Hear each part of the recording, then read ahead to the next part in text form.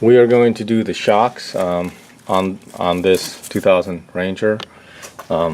So there's going to be some bolts up in there, a bolt LEC, a couple nuts, and then we got to release the nuts from under here, and that's what I'm going to do right now. Okay, so let's do that. Alright, there's the two lower shock bolts. I'm going to take my impact, it's 14 mil, and I'm just going to hit it and see what happens. And then we'll get the other one off. Then we can bang.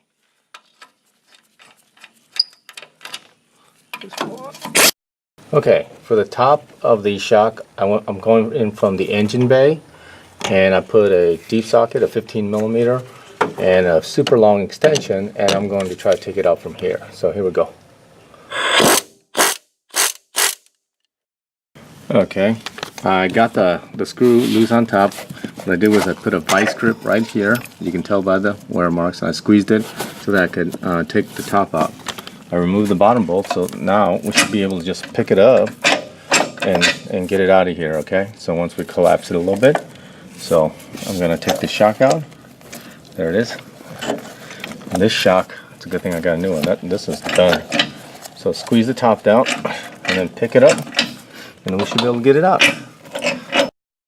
Alright, the new shocks I got are from Amazon. They're KYB XLGs. The other ones that I just took off just fell apart in my hand. This has a little canter, so I'm sure it's going to go in like that. So let's get that in place and we'll show you how that looks. Okay, I put the washer, the rubber on top, and then the end cap, and then I put the other pieces in place, and now we're going to go to the underside.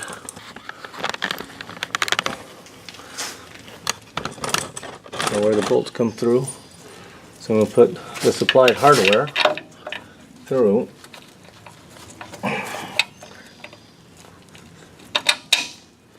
See that one come through?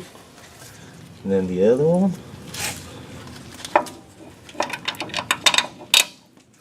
Okay, there's the two bolts.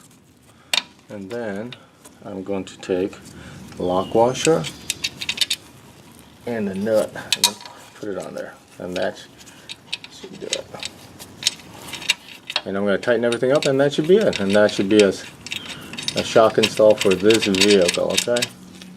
Thank you.